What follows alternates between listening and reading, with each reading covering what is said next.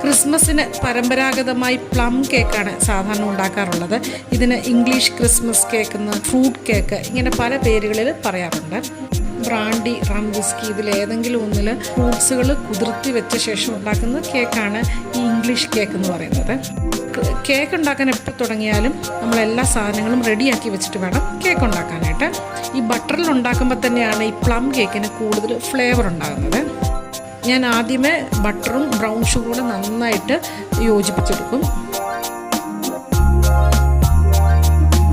അതിനുശേഷം മുട്ട ഓരോന്നോരോന്നായിട്ട് യോജിപ്പിച്ച് ചേർക്കും. ഇതിൻ്റെ കൂട്ടത്തിൽ വാനില എസൻസും ചേർത്ത് കൊടുക്കും.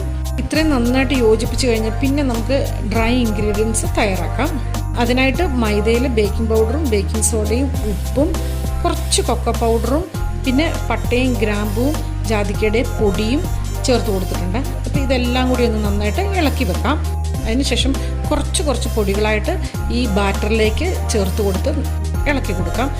ഇതിനിടയ്ക്ക് ഞാൻ പഞ്ചസാര കരാമലൈസ് ചെയ്തതും ചേർത്ത് കൊടുത്തു. ഇനി ഞാൻ റമ്മിൽ സോക്ക് ചെയ്ത് വെച്ചിരിക്കുന്ന ഡ്രൈ ഫ്രൂട്ട്സ് ഒന്ന് കുറച്ച് മൈദ ചേർത്ത് ഒന്ന് ഇളക്കിയ ശേഷം ഇതിലേക്ക് നമുക്ക് ആഡ് ചെയ്ത് കൊടുക്കാം. ഇതെല്ലാം യോജിപ്പിച്ച് കഴിഞ്ഞാൽ കുറച്ച് വെള്ളാംശം കുറവാണെന്നുണ്ടെങ്കിൽ ചെറു ചൂടുവെള്ളമോ പാലോ ചേർത്താൽ മതി. നമുക്ക് ഇതിൻ്റെ കൂട്ടത്തിൽ ഏതെങ്കിലും ഒരു സിറപ്പോ അല്ലെങ്കിൽ ജാമോ ചേർത്ത് കൊടുക്കാം. അപ്പോൾ നല്ല ടേസ്റ്റ് കൂടും. ഞാനിവിടെ പീച്ച് ജാമാണ് ചേർത്ത് കൊടുക്കുന്നത്. എല്ലാം കൂടി യോജിപ്പിച്ച ശേഷം നമുക്കൊരു ട്രേയിലേക്ക് ഈ ബാറ്റർ ഒഴിച്ചു കൊടുക്കാം. ട്രേയുടെ 1/4 ഭാഗം ഒഴിച്ചു കൊടുത്താൽ മതി.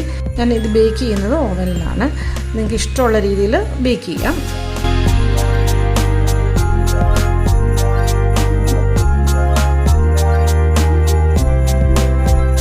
ബേക്ക് ചെയ്ത് കഴിഞ്ഞപ്പോൾ നല്ല സോഫ്റ്റ് ആയിട്ടുള്ള പ്ലം കേക്കാണ് കിട്ടിയിരിക്കുന്നത്. ഇവിടെ എല്ലാവർക്കും സോഫ്റ്റ് ആയിട്ടുള്ള പ്ലം കേക്കാണ് ഇഷ്ടം. നല്ല മണവുമുണ്ട്. ഇനി കുറച്ചും കൂടെ ടേസ്റ്റ് കൂട്ടാണ്ട് വൈനോ റമ്മോ നമുക്കൊന്ന് സോക്ക് ചെയ്ത് കൊടുക്കാം. അപ്പോൾ കുറച്ചിങ്ങനെ എന്തെങ്കിലും ബ്രഷ് ചെയ്തോ അല്ലെങ്കിൽ സ്പൂണും കൊണ്ടോ ഒഴിച്ചോ ഒന്ന് കൊടുത്തു കഴിഞ്ഞാൽ ഒരു 2-3 ദിവസം കഴിഞ്ഞ് ഈ കേക്ക് തിന്നുമ്പോൾ നല്ലൊരു ഫ്ലേവറാണ് കേട്ടോ. അപ്പോൾ എല്ലാവരും ട്രൈ ചെയ്ത് നോക്കണം. അപ്പോൾ എല്ലാവർക്കും ഹാപ്പി ക്രിസ്മസ്. എല്ലാവർക്കും ബൈ. Thank you.